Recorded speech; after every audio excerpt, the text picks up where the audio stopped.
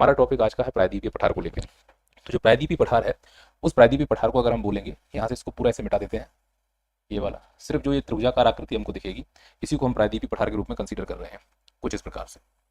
अब जरा सोचना और समझने का प्रयास करना, ये जो हमको त्रिभुजाकार आकृति दिख रही है, इसका आधार कहाँ पर है? तो ये इसका आधार है, ऊपर उठा हुआ हिस्सा, और नीचे जो है ये इसका शीर्ष है। तो प्रायद्वीपीय पठार उल्टा त्रिभुज के समान दिखाई देता है। अब ये जो आधार है यानी इसका ऊपर वाला हिस्सा है, यह किसी ना किसी भौगोलिक स्थलाकृति से अपनी सीमा साझा करता होगा। इसका जो पूरब वाला हिस्सा है, यह किसी ना किसी से अपना सीमा साझा करता होगा। ठीक पश्चिम और दक्षिण वाला भी किसी ना किसी के साथ तो सीमा साझा करता ही होगा। एमपीपीएससी प्रीलिम्स के हिसाब से प्रायद्वीपीय पठार में कैसे प्रश्न बनेंगे? मैं कहता हूं, अगर वो पठार से प्रश्न पूछेगा तो मध्य प्रदेश के पठार ही पूछ लेगा, मालवा का पठार, बुंदेलखंड का पठार, बघेलखंड का पठार, रीवा का पठार इत्यादि। तो वो भारत के अन्य पठारों की तरफ नहीं जाएगा। वो अगर उसे जाना होगा तो या तो वो दक्कन ट्रैप की तरफ जाएगा या छोटा नागपुर के पठार की तरफ जाएगा। तो एग्जाम की क्या डिमांड है, उस एग्जाम की डिमांड के हिसाब से अगर हम देख रहे हैं तो जो मुख्य मुख्य पठार हैं, उनके जो मुख्य मुख्य फैक्ट हो सकते हैं, उनको हम समझ लेते हैं। मैं उम्मीद कर रहा हूँ आप मेरी बात को समझ पाए होंगे। स्टार्टिंग में अगर मैं इस प्रायद्वीपीय पठार का परिचय दूं, जो भी मैं यहाँ पे फैक्ट लिखूंगा, एग्जाम के कुछ भी काम का नहीं है, लेकिन मैं आपको ये बताना चाह रहा हूँ कि वो फैक्ट कितने आकर्षक लगते हैं, पर एग्जाम में कहीं से लेकर कहीं तक उसका कोई रोल नहीं होता है। आप मेरी बात समझिएगा कि एक होता है एग्जाम के हिसाब से पढ़ना और एक होता है बस पढ़ते जाना है। जैसे जो मैं फैक्ट बोलने वाला हूँ वो कितने आकर्षक लगेंगे आपको, यूँ समझिए कि अगर हम इस पठार को उत्तर से दक्षिण की तरफ कवर करें तो ये लगभग 1600 किलोमीटर लंबा मिलेगा, यानी यहाँ से लेकर यहाँ तक।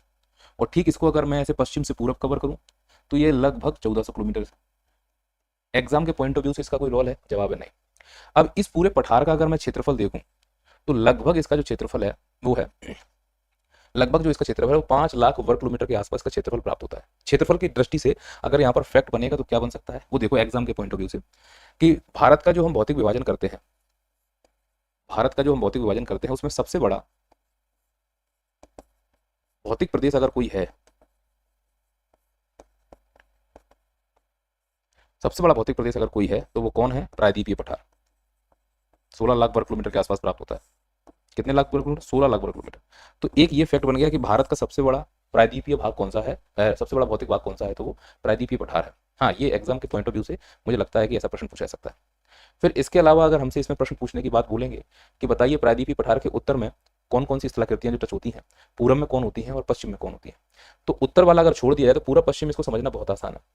जो ये पश्चिमी हिस्सा है इस पठार का, इसको बोलते हैं पश्चिमी घाट।